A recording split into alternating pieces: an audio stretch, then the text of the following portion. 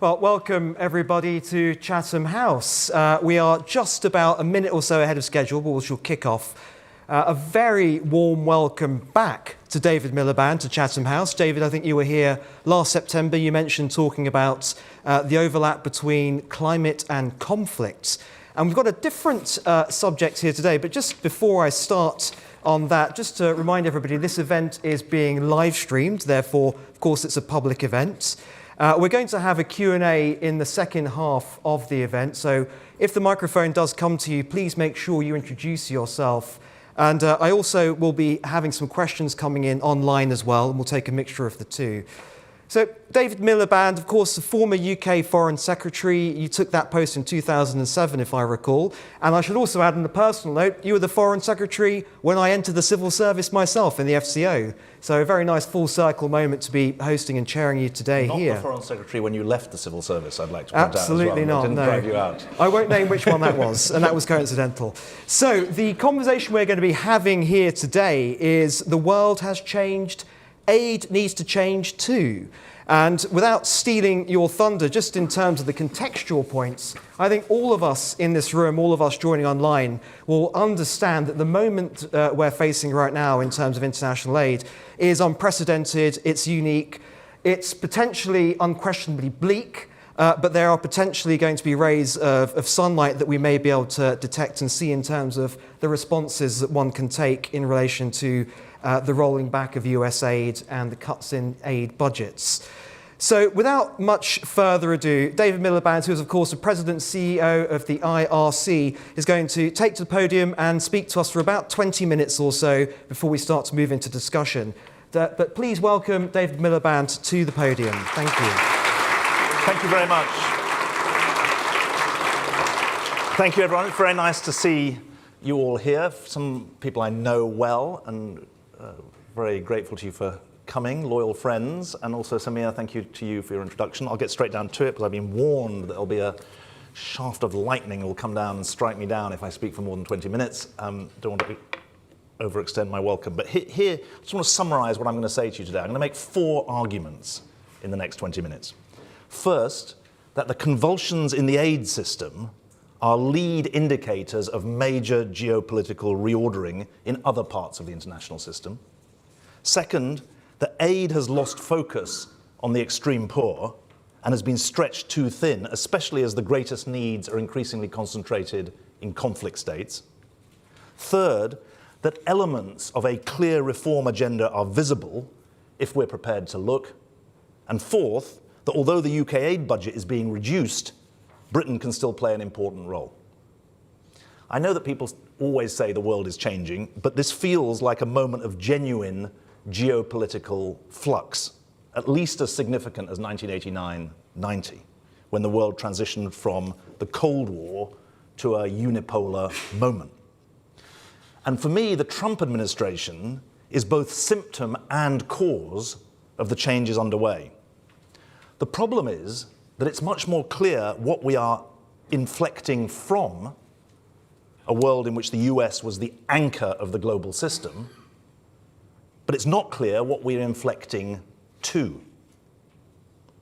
I know there's a lot of talk about the idea of a multipolar world, reflecting a redistribution of the balance of power, but I find that concept conveying too much stability, too much security, if you like. I much prefer the idea of a more, well, I should say I prefer it as an analytical tool, not as a normative tool, the idea of a more fluid, more transactional, multi-aligned world. That notion of a multi-aligned world is not mine. It was originated by Shashi Tharoor, who was an Indian diplomat in 2006. He's now an opposition politician in India. And in this quote-unquote multi-aligned world, there are different coalitions of values and interests on different issues. And my point to you is that we already see that in the aid sector, both in the problems we face, for example, in the world's greatest humanitarian crisis in Sudan, but also in the struggle for funding and between funding needs to address the problems that we see in the humanitarian sector, focused on areas of conflict and disaster. And I just want to pause for a moment on the idea of the US as the anchor of the global system. I'm not a seafaring person, but I do know that when the anchor of a boat is pulled up in choppy seas, things get dangerous. Passengers get seasick. That's what's happening in the aid sector at the moment. US foreign aid payments represent around 30% of all funds globally. And over 80% of US programs have been terminated. The US pays between a third and a half of the bills of the UN agencies, and there's a review going on. We don't know how that will conclude. NGOs that are headquartered in the US, including my own organization, the International Rescue Committee, are big players. US philanthropists, notably the Gates Foundation, are leaders in the field. Its private sector are the biggest players, and its scientific, cultural, organizational reach is the widest. Now, the primary danger of the aid cuts, obviously, is that they cost lives. But there's another danger, which is that they reinforce salami slicing and conservatism elsewhere in the aid system. And of course, the aid cuts are not confined to the US. They're in the UK, they're in the rest of Europe as well, striking Denmark, a country now exceptional for sticking to its 0.7% commitment of spending aid as a proportion of GDP. And it's interesting to me that while the political right has criticized the aid system for alleged fraud, and the left has criticized the aid system for hierarchy, neither have actually addressed the reality that the aid system can't do everything on its plate with the money that it currently has. And I'm going to go through some stats for you.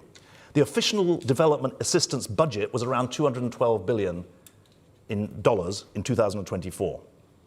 And my point is that over the last 10 years, with the launch of the 18 Sustainable Development Goals in 2015, and especially since COVID, aid funds have been used for a range of goals, each of them desirable in and of themselves, but increasingly in competition with the immediate needs of the poorest people in the world. When you look at what aid is spent on, humanitarian aid, the most extreme forms of life-saving relief, is only about 14% of the total aid budget, and health spending is only around 10%. OECD analysis shows that the largest share, around 60% of bilateral aid in 2017 to 2021, went on global challenges like climate mitigation. Meanwhile, richer donor countries are spending more or less as much of the aid budget on supporting refugees and asylum seekers inside rich countries as they're spending on humanitarian aid globally. Of course, there are good reasons for all of this spending, but there's a snag. When it comes to spending on global challenges like climate mitigation, the poorer a country, the weaker its state, the more complex the delivery, and the less aid is actually spent. So when you look at where aid goes, Ukraine gets more foreign aid than any other country. This is not military aid, I'm talking about humanitarian aid. Now, Ukraine needs help, and we're proud to work there as a humanitarian agency. But the other 19 countries on the IRC's emergency watch list of 20 countries in greatest humanitarian need, where 84% of the 300 million people who live in humanitarian need reside, get just 12% of the global total aid budget. And if you look at the website of the One campaign, in 2023, 16% of aid went to low-income countries. There are about 25 in the World Bank listing, where average income is no greater than $3.13 a day. There are about twice as many countries in each of the next two categories, and they both get a higher share of total aid distribution. Lower middle income countries, where the average income is between $3 and $12, get 23% of total aid spending, and upper middle income countries, 22%. And what I want to put to you is that there are three reasons why there's this disjunct between where aid spending is going and where most of the poorest people in the world live. Three reasons. First, while aid is widely spread, extreme poverty is increasingly concentrated. In 1987, 30% of countries were classified as low income. In 2023, it was 12%. In South Asia, the share of countries classified as low income has shrunk from 100% to 13%. an extraordinary achievement. Meanwhile, the number of people in extreme poverty in sub-Saharan Africa has risen from 280 million to 460 million. So nearly 70% of the extreme poor live in sub-Saharan Africa. So there's geographical concentration of extreme poverty. Second, conflict is the increasingly common denominator in explaining extreme poverty. But the aid system focuses on government structures, and they find it harder to deliver in these circumstances. In 1990, less than 10% of the extreme poor lived in conflict states. Today, the World Bank says it's over 50%, and by 2030, will be 2/3. The OECD estimates are actually even higher. But when you look at where aid goes, the share going to fragile and conflict states is declining from around 1/3 in 2019 to 22% in 2023. And the third factor explaining the disjunct is the following. Aid remains focused on development as the means to reduce poverty, economic development, but aid is not actually the main driver of development. Just think of the story in India or South Korea or Ghana or Vietnam, the success stories of development. Aid was not the driving factor. Markets and governance, domestic policy were center stage in development. Remittances, just to take that as an example, $120 billion to India alone, $114 billion to the other countries that I mentioned, the other three countries I mentioned, $700 billion in remittances globally. And just remember, the aid budget is $200 billion. In other words, aid saves lives, but it takes politics, domestic politics, to make development possible. And so if you add all this up, there is a Gordian knot. Needs are increasingly focused in fragile states where governments are weak or at war. The focus of the aid budget is being diluted across multiple priorities, and its overall size is being reduced. Meanwhile, the hope that public-private partnerships would, quote-unquote, turn billions of dollars into trillions of dollars for the poorer parts of the world has not been fulfilled, and the macroeconomic environment has turned sour, even before the trade war induced by unilateral American tariffs, because rising interest rates after 2022 have been sucking money out of the budgets of developing countries. So that's the Gordian knot, and the question is, how do we cut it? I think there are some clear implications. First, we should argue as strongly for broadening the base of aid donors as we argue against aid cuts in richer countries. The G7 group of industrialized democracies constitutes 30% of global GDP and 75% of global foreign aid funding. I think it's legitimate to point out that the combined income of the BRICS countries is equivalent to US GDP, but with nothing like the USAID contribution. And it's perfectly legitimate as well to call on newly wealthy countries, notably in the Gulf, but also elsewhere, to play their full part in helping those left behind by globalization. Second, let's never forget how critical the macroeconomic context is to development. If you look at Larry Summers' work in 2024 on how the rise in global interest rates has hit the poorest countries, he says the following, quote, 2023 was a disaster in terms of support for the developing world. Rising interest rates and bond and loan repayments meant that nearly $200 billion flowed out of developing countries to private creditors in 2023. Aid can't fill this gap. That's why we need new imagination about how to reduce debt burdens, including the idea of humanitarian debt swaps that IRC is trying to support to shift resources from paying off debts to investing in humanitarian action. Third, for stable states that are trying to develop themselves, there's a big opportunity in leveraged finance and public-private partnership. The struggle to turn public-private partnership into realizable investment in conflict states shouldn't turn us away from the potential that it has to deliver for the common good in more stable places. And remember, funding for key global efforts like climate mitigation was originally meant to be additive to help for the world's poorest, not in competition with it. Fourth, where aid is most needed, in the poorest countries, with the largest concentrations of very poor people, with the highest levels of humanitarian needs, with the least governmental capacity to meet needs, we need to reform the aid system. I think there are 4 drives that I want to mention. First, a prioritization drive, shifting the aid system away from what the Center for Global Development describes as a quote-unquote Christmas tree of different initiatives, to investment in a smaller number of high-impact, scalable, cost-effective investments. And one example of this is that cash support is the most direct and efficient way of helping people out of poverty. It's also beneficial for local economies and local people where people flee. But it's less than 20% of the humanitarian aid budget going on the most evidence-based part of the aid system. And that's even before US cuts take effect, and the US has been one of the largest supporter of cash as a means of humanitarian intervention. I also want to highlight, in this prioritization drive, the issue of malnutrition, which for me is the apex of the humanitarian pyramid, because where you have acute malnutrition, you can almost guarantee that everything else is also going wrong, in education, in health, in violence, in local economic disaster. But 80% of acutely malnourished under 5s in conflict states today don't get the appropriate help, despite the proven impact of a reform program that we have pioneered at the IRC, using community health workers to diagnose and treat the disease.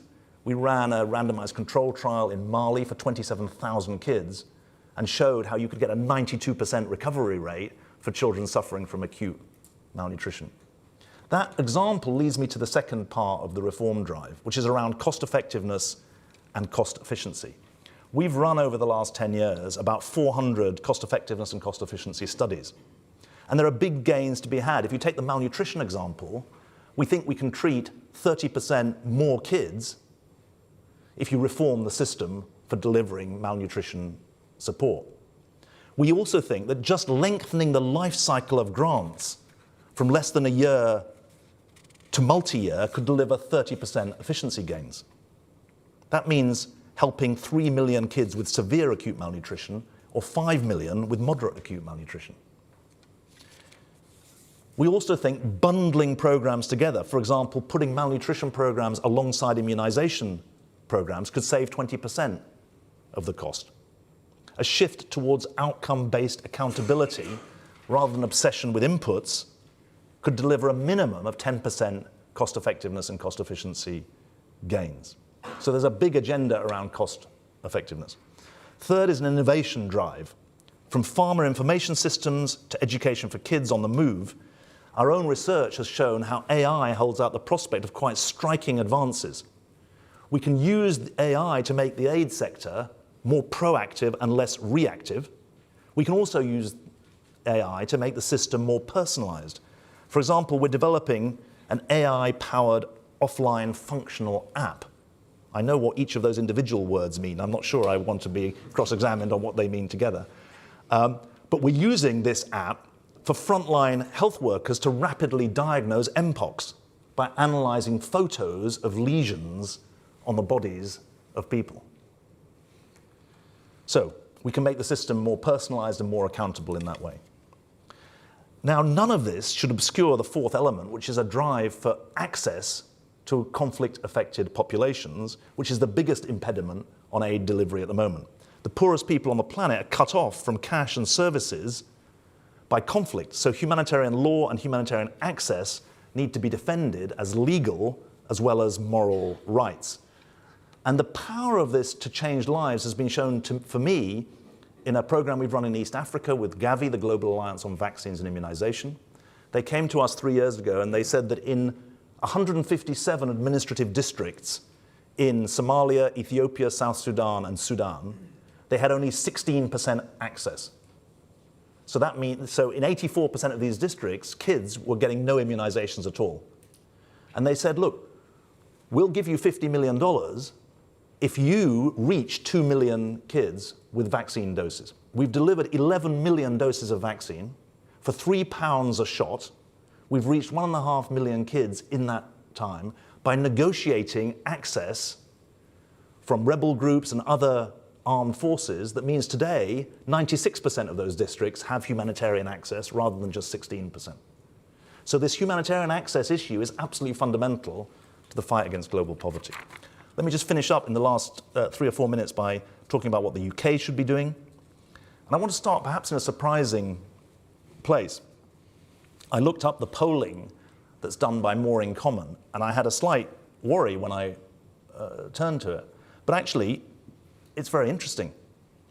The polling from February this year shows the public are more than twice as likely to say that UK international aid has a positive impact rather than a negative impact. And the public across all parties want aid to focus on urgent humanitarian issues rather than long-term systematic issues. I don't want to deny at all the struggles and the stress on the finances of families all across the UK. But I still believe that in the heart of Britain there's a view that while charity begins at home, it doesn't need to end at home. And that's what comes through to me from the polling. It doesn't need to be a political third rail. The decision to cut the aid budget has been made, and I regret it. But now it has been made, the danger can either be mitigated or magnified. Here are some thoughts about mitigation. The commitment to an aid budget worth 0.3% of national income should mean just that. It should not mean 0.3% minus refugee and asylum costs and minus a range of other calls on the resource. Let's make sure it really does what it says on the tin. Let's also prioritize. That can be by country, per the analysis above, or by program. But in all cases, let's make the case to invest in proven programs that can build public support by the impact they have. Let's use our voice to support innovation. I've said before on this stage that Britain, on the board of the major international institutions, could have a bigger say in an agenda for reform and innovation, including in areas like financial services where we have expertise. And let's also work with our allies, notably in Europe, to pool resources and make aid money go further. There's a reset of European policy being conducted by the government, and it could be augmented at the summit next month through aid cooperation. The EU has geographical coverage, scale, and a variety of instruments that could make UK aid go further. So, to return to where I started, this is a moment of flux across the international policy terrain. Global risks, technological revolution, and geopolitical fragmentation are combining to break up old systems. I think this is really important. The global risks and the geopolitical fragmentation each exacerbate the other. If you think about COVID, the global risk of COVID and the reality of COVID, it exacerbated the split between China and the rest of the world. But the split between China and the rest of the world exacerbated the global risk of COVID. So these three factors, the risks, the global risk, the technological revolution, and the geopolitical fragmentation, are breaking up the old systems. And this is nowhere more true than in the drive to help the poorest people in the world. I have to say, I've been completely inspired over the last 10 years by the commitment, innovation, and value for money of the aid sector that I've seen. I don't believe that responsibility from richer countries to poorer should be cut back, but we will only rebuild it with an agenda that is clearer, more impactful, and more focused. And I hope that is the debate we can now have. Thanks very much indeed.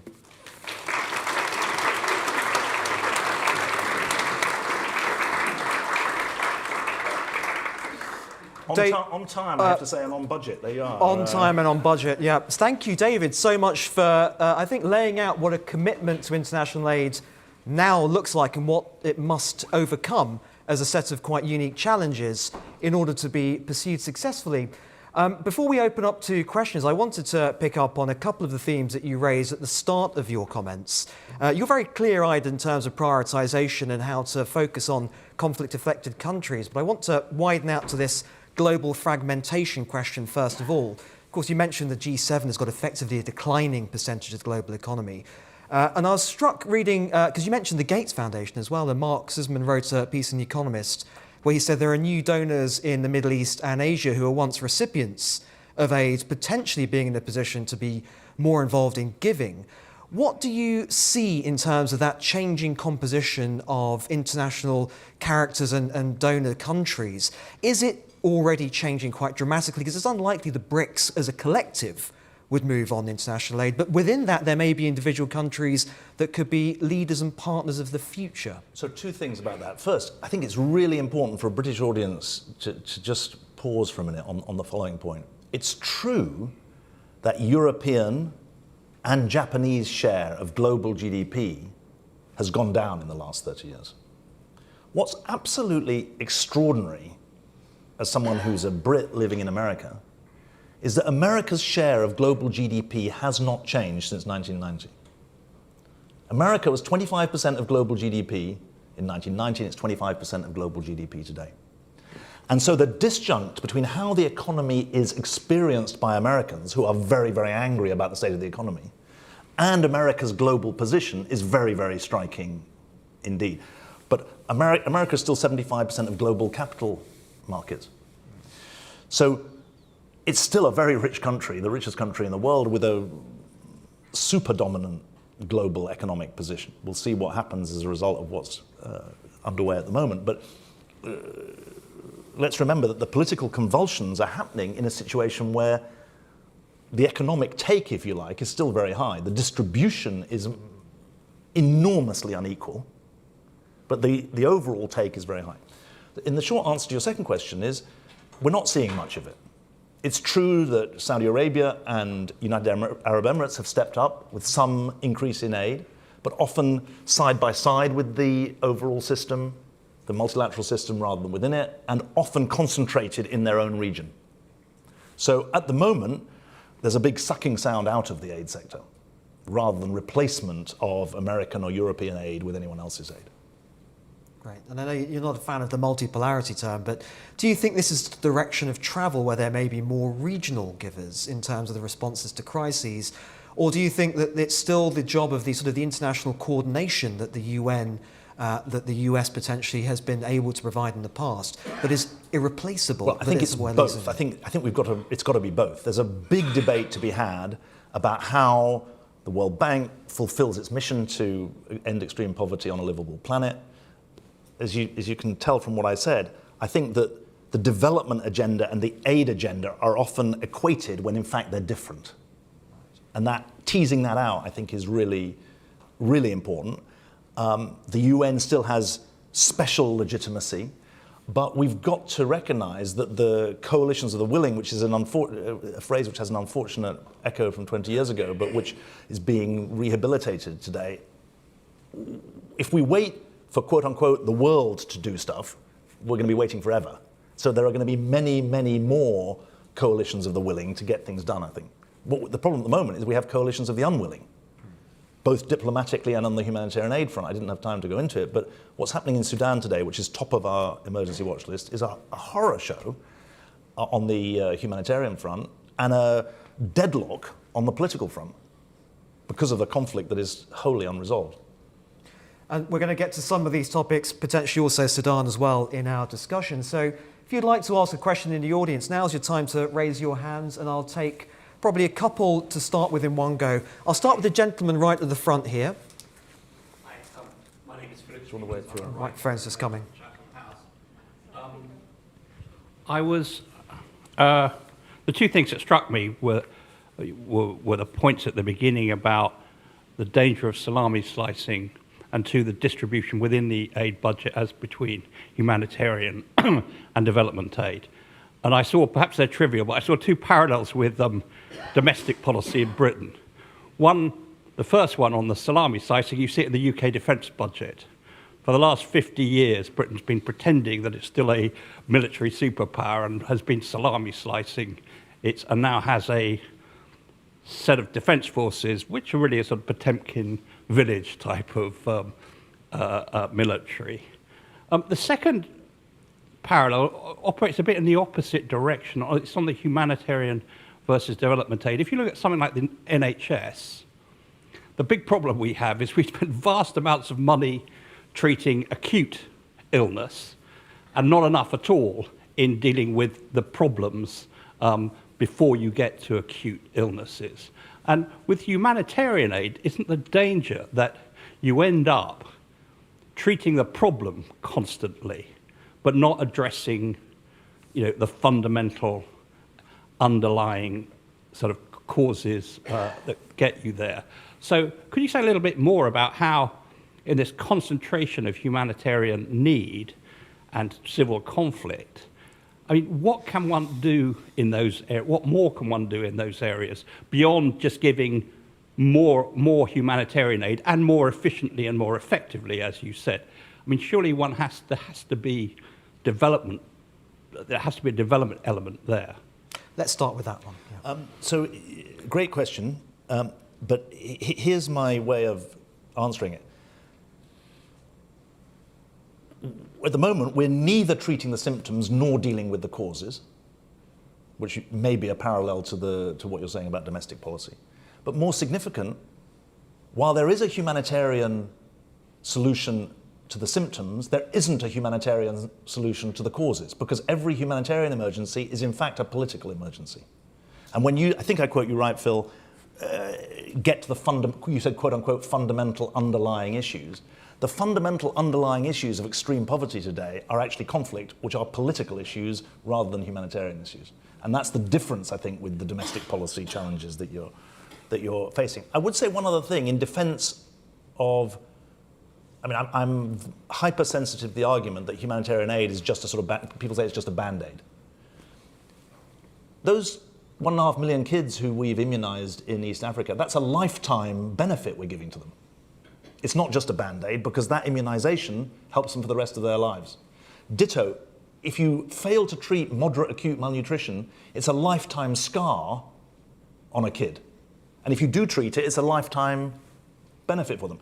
The education that we do in Afghanistan, which has been cut by the US administration, 580,000 Afghan boys and girls were getting educated over our program with USAID. It's been cut. That was a lifetime benefit to them. And this came home to me when I got an email from one of the Afghan measurement and evaluation officer, who we've had to lay off because the program's been closed. He said, 39 years ago, I was a kid being educated by the IRC in Afghanistan, in Bamyan province. So, in short, my answer is, humanitarians to treat the symptoms, politics and diplomacy, it's really my old job, to get into the fundamentals, but don't write off humanitarian aid as the first step on the road to any vision of development. Brilliant. And we'll take a question from Olivia at the front, if you can bring the microphone down here, please.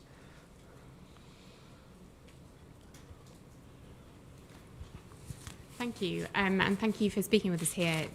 Today I'm Olivia O'Sullivan. I direct the UK and the World Research Programme here at Chatham House. My question to you is, you've been Foreign Secretary. If you were Foreign Secretary now, it strikes me that one of the problems you would be facing is not just the problem you articulated so well, that the US is significantly cutting resources and funds from the aid system, but also that it's withdrawing its political will and leadership. They don't like the project, arguably, the Trump administration, right? Their attitude towards the WHO, towards UN agencies, is not just this costs too much, but we are actually averse to some of these ideas, it seems to me. So would you, if you were Foreign Secretary, prioritise trying to uphold parts of that system in the face of that potential opposition and continued opposition? Or, given straightened aid budgets and given some of the flaws that exist in that system, would you prioritise thinking about new groupings and new systems? I appreciate that both would be great, but energy and diplomatic bandwidth and resources are constrained. So how would you think about that dilemma if that were you? Well, I'm not going to tell David Lammy how to do his job, because I think he's doing an excellent job. And so I won't tell you what I would do if I was Foreign Secretary. What I'll tell you what I hope the British government does as the head of the IRC. And that is that we need them to do both. We can't afford Britain to absent itself from the multilateral system. We're on the UN Security Council. That's a place of enormous privilege, and we've got to exercise responsibility there. But if we're only active there and we're not in the other coalitions of the willing, whether continuing to lead Gavi, the Global Alliance on Vaccines, whether in Ukraine, obviously, the there's a different balance of military and humanitarian effort. And that is to speak to the reality that we are part of a connected world. And that was a big theme of your report last July or September, June, just before the election. I was on the advisory panel of that. And because we are an open, engaged, medium-sized country in a world that is hyper-connected, and we have positions of influence that are global but also voluntary, we can't absent ourselves from them, because we will then genuinely face a legitimacy crisis about what we're doing there. Thank you. I'm going to take a small collection of questions from online, because there's a lot of engagement from our audience on this issue of conflict countries and aid. So Yusuf Isik has asked, what is the attitude of conflict countries' governments and the relevant great powers to overcome any obstacles to the access of aid for those who most need it? Carl Wright, who is with the Commonwealth Local Government Forum, has asked whether conflict and post-conflict countries receiving ODA, whether it should be best channeled to the sub-national and local community level rather than going through potentially a government that is actually in the midst of a conflict. And I think there's a good example of this from the question from Lola Highlander, which is, thanks you for the fascinating comments, asked you about the humanitarian crisis in Syria, which I think brings a lot of these themes into sharp illustration. What are the current key barriers to aid and humanitarian access since the fall of the Assad regime? So let me start with that, because it actually exemplifies the earlier part of the earlier two questions. Syria, the Syria example has taught me a huge amount. We worked throughout the Syrian civil war in the northwest of Syria, so where Hayat Tahrir al-Sham were in control, and in the northeast, where the Kurds are in control. We'd been told to leave Damascus before I started the IRC. This was in 2009. So we sustained our presence in the northwest and the northeast, where there were de facto authorities. And this is a big part of the new geopolitics. There are, if you read our emergency watch list from December, there are 42 de facto authorities around the world, up from about, I think, 13, 10 years ago. So significant increase in non-state actors in control. We've now obviously moved to a whole of Syria approach. What did we find? I'll give you one example. The health and hospital system is much worse in the government-held areas than in the rebel-held areas. Really interesting, despite the fact that the whole UN system was focused in Damascus, and the Assad regime with its Iranian and Russian supporters, it wasn't delivering for its own citizens.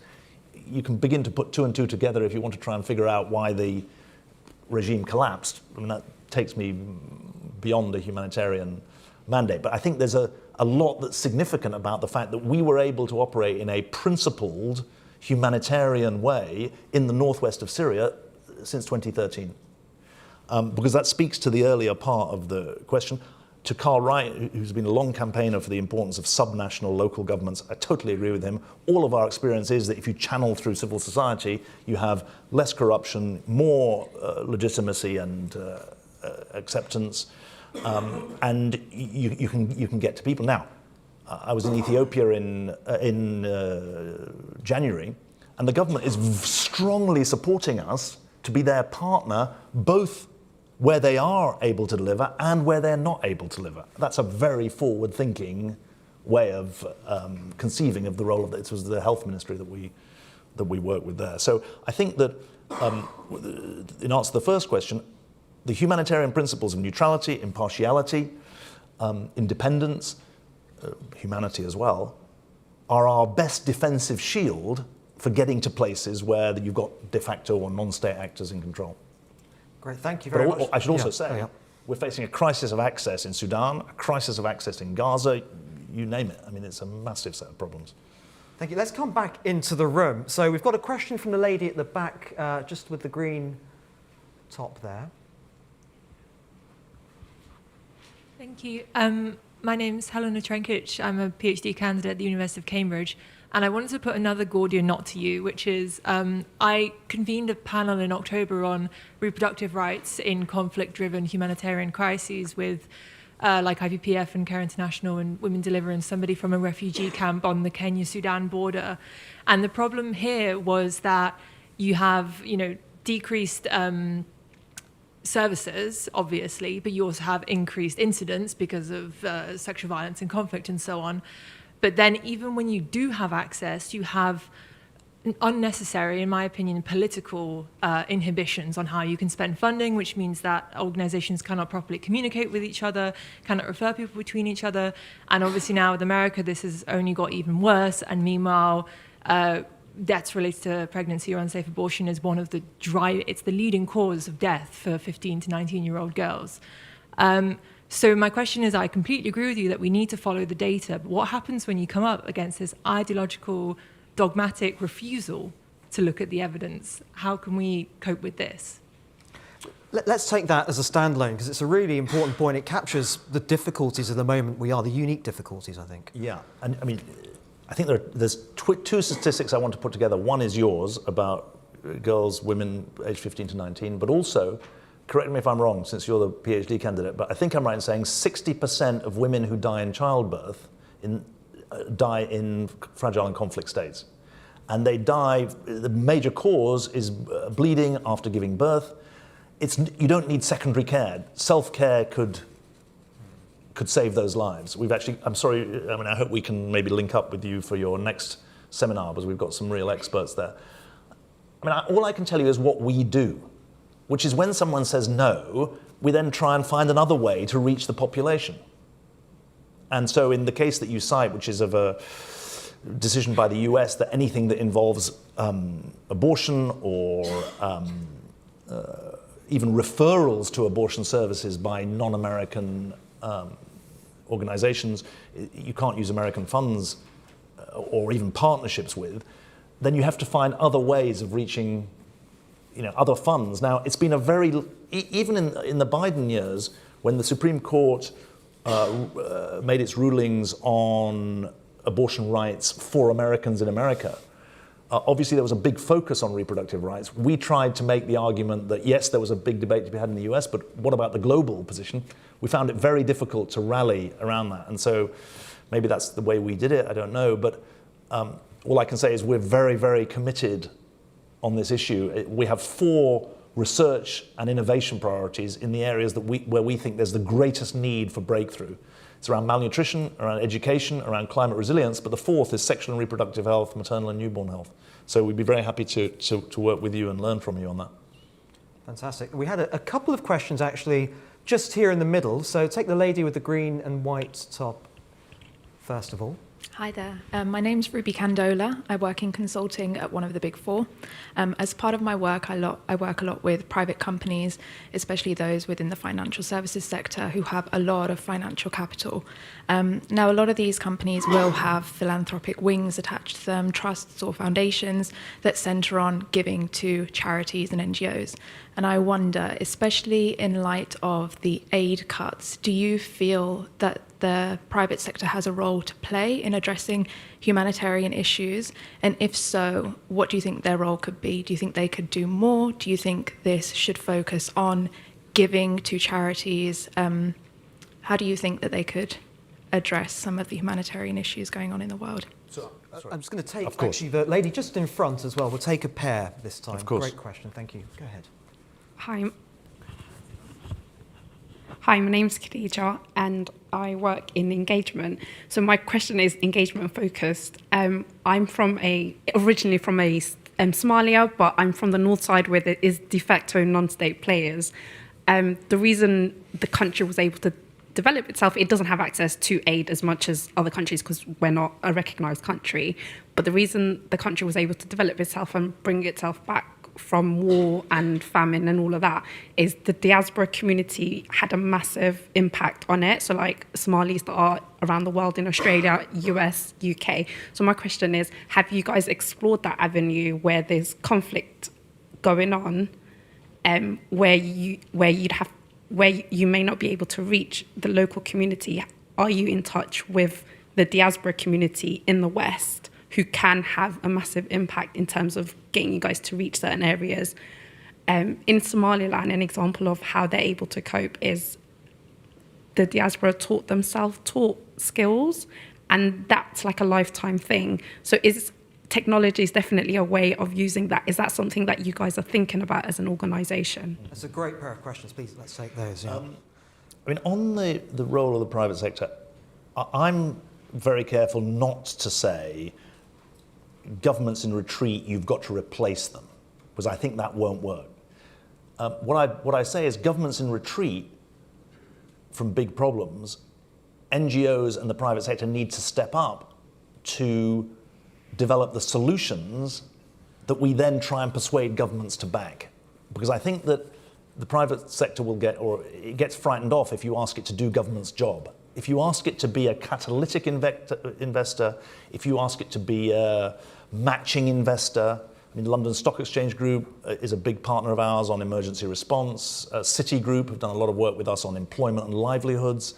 In both those cases, we're not saying you can replace the government. We're saying you've got a different role. And I think there's a really big point, which is that if the private sector, which has been big beneficiaries of the last 30 years of globalization, don't defend its benefits and take on its responsibilities, then it's not going to benefit from the next 30 years of globalization. And I don't know if that registers or not, because I'll be very honest with you, the competing fear in the private sector is that they get deemed to be political merely for the fact of trying to help, for example, refugees, which is a really sort of shattering situation. When I arrived in America 10 years ago, I was told that refugee resettlement was a bipartisan issue, which it was. I mean, Ronald Reagan admitted more refugees to America than any other American president after the 1980 Refugee Act. So I think it's really important that there's a collective defense by the private sector of its, if you like, wider stakeholder responsibilities. And then on the second question, very interesting, I remember, are you from Somaliland? Yeah. I had very big delegations to King Charles Street 15 years ago from Cardiff, where I think there's a very large Somaliland population. I'm not sure I fully satisfied them. I think that we've tried hard to reach diaspora populations, not so much for access, but for funding. Is the simple answer to the question. The access has to be negotiated locally, and we've had varying degrees of success, I would say. Great. So we've got a question from Chris just here at nearer the front. If you can bring the microphone. Oh, just over here, just in the front. Hello, I'm Chris Sabatini. I'm the Senior Research Fellow for Latin America. You mentioned that conflict is one of the major sources of extreme poverty and that we're seeing in human suffering. And you're correct. The problem also, though, and I work on Haiti, is that, yes, you have the architecture that's intended to provide security that allows for even the most basic humanitarian assistance simply has failed. An effort in the UN Security Council to establish a UN peacekeeping mission ran aground on Chinese and Russian opposition. An effort to create a multilateral security support mission has floundered as well, though thank you for the Kenyans for attempting. How do you address these issues of conflict when, in fact, the larger multilateral architecture and processes intended to establish some peace zones to allow the delivery of assistance is I hate to sound dire, is failing? Thank you, Chris. Let's take another one. The gentleman I think you should hold on to the microphone. You should give us your answer. Yeah. You're the senior researcher on Latin America. What do you think the answer is? I mean, because you're right. I mean, it's the two nightmare political, quote unquote, political contexts, harder than any others. One is and they're contrasting. One is Sudan, where you've got this internationalization of a civil conflict, which is a growing theme of external actors making it hyper complicated to get any kind of diplomatic resolution. The Haiti case is an opposite case. It's very domestically generated. I mean, both of them are an absolute nightmare we work through local partners in Haiti. I think we make a difference. Obviously, the worry we have is that if you become too successful, your money flows then become an attractive target. But you tell me. That's happening with the Inter-American Development Bank, a cash transfer program. Yeah. They've had to halt it because it was lining the pockets of the gangs. I think in this case, we need to start to look for ad hoc models, sort of a coalition of the willing, to use an infelicitous phrase, but we have to resurrect it, I guess. And in this case, I think there needs to be a global South push. And I'm going to sound kind of partisan here in the sense that I think China and Russia need to be called out for their failure to live up to their claims of representing the global South. And so, building a coalition of the African Union, the Organization of American States, the CARICOM countries that push for this, but a global South led, but a developed North funded initiative for meaningful, sufficiently robust security force is what's necessary, because I think for now the UN Security Council can't move.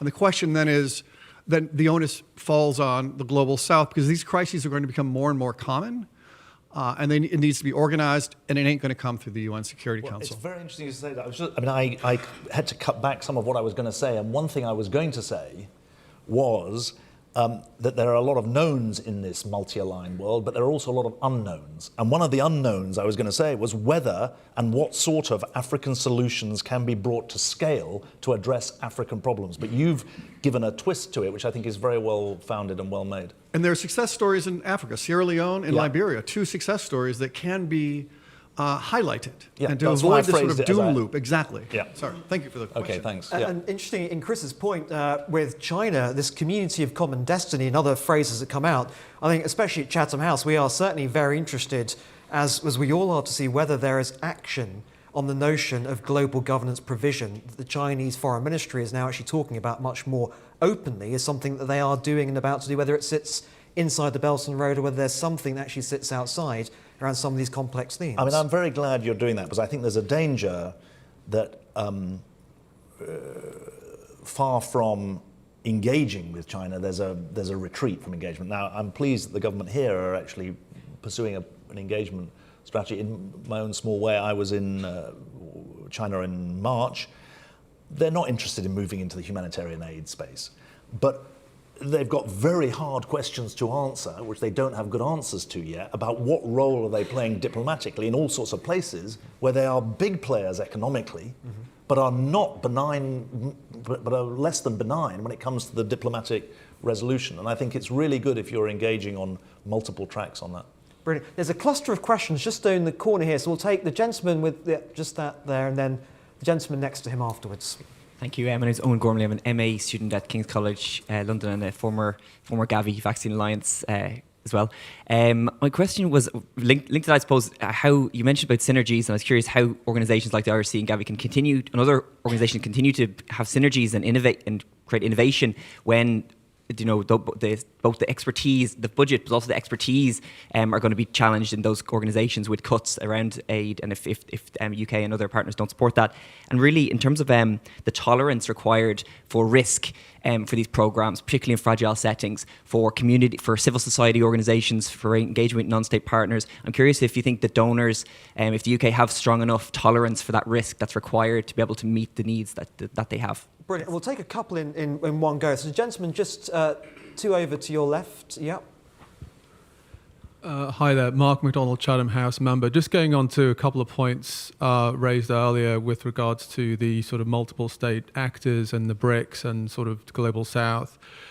The risk of a declining, let's say, G7 funding base, are you seeing that is there a countervailing force with other actors coming in under the auspices of aid, but have military, non-humanitarian sort of objectives, which is thus increasing not just the barrier to entry, but also barriers to entry in a declining sort of funding base? And how is that sort of affecting the aid dynamics globally with respect to a wider G7 or wider sort of political and humanitarian impact?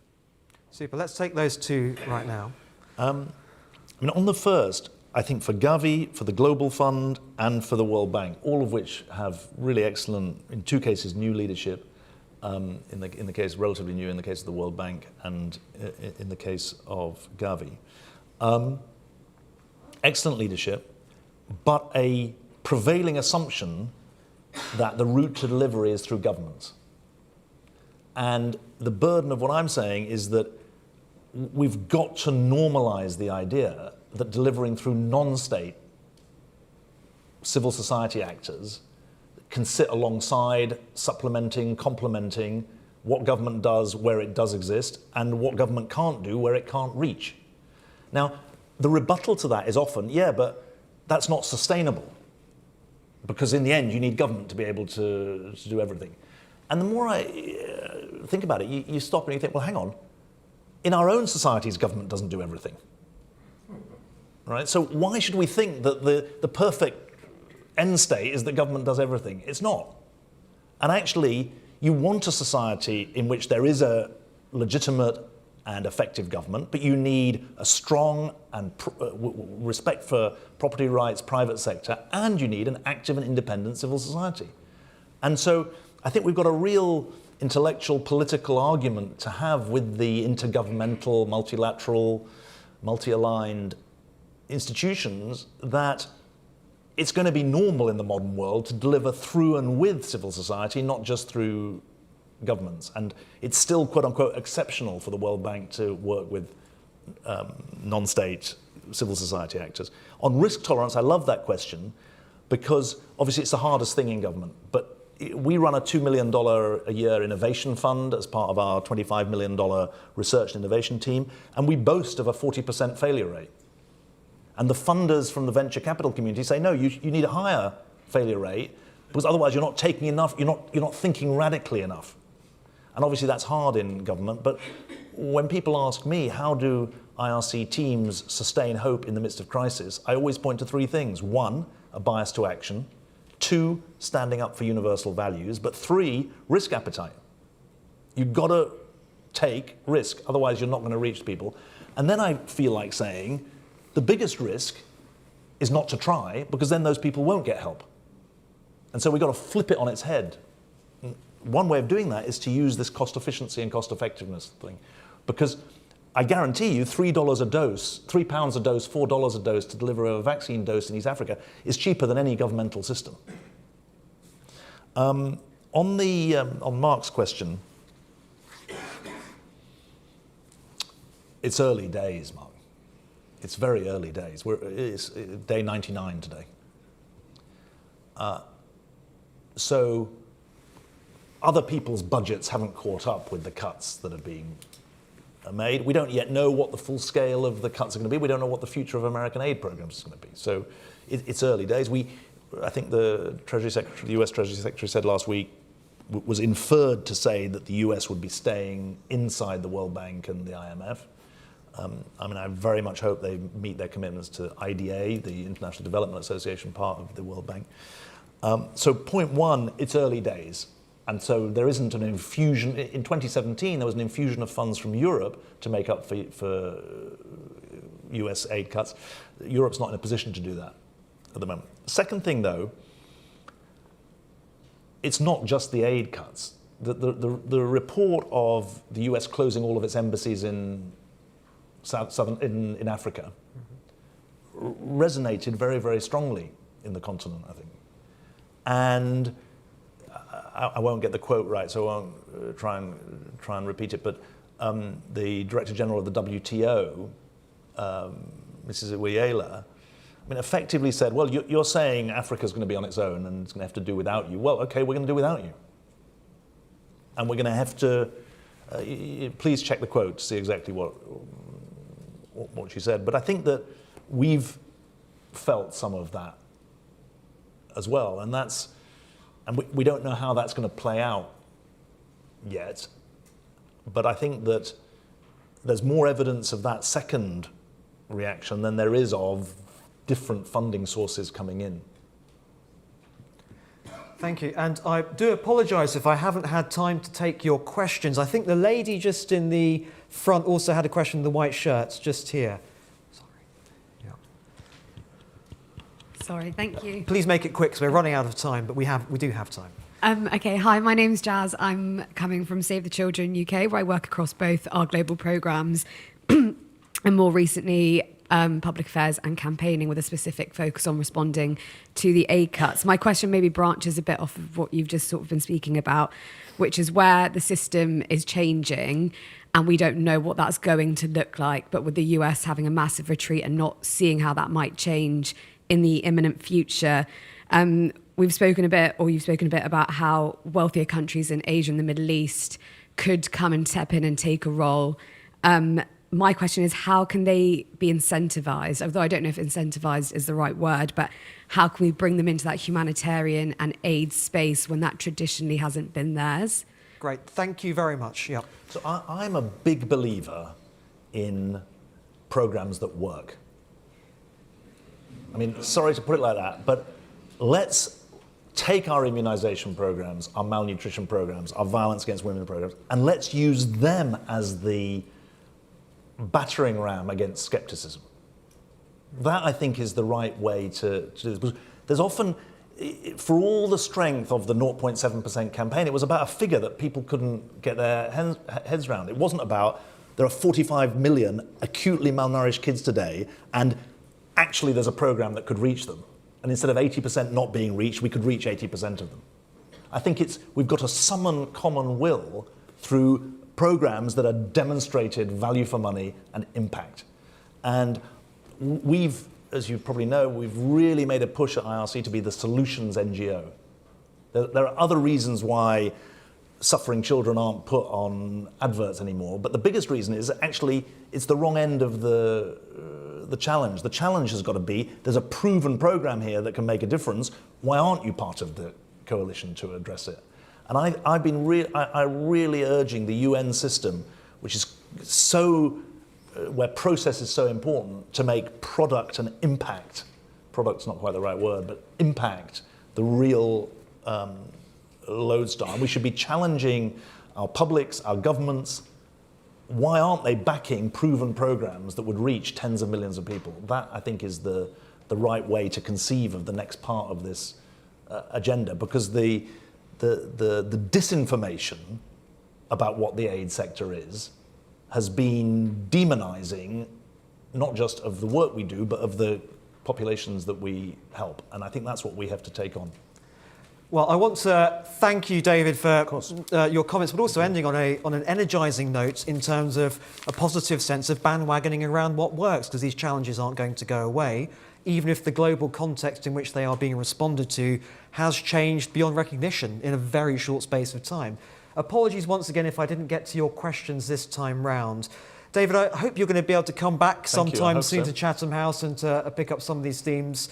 But in the meantime, let's thank you for your time today. Thank you very much. Thank you very much.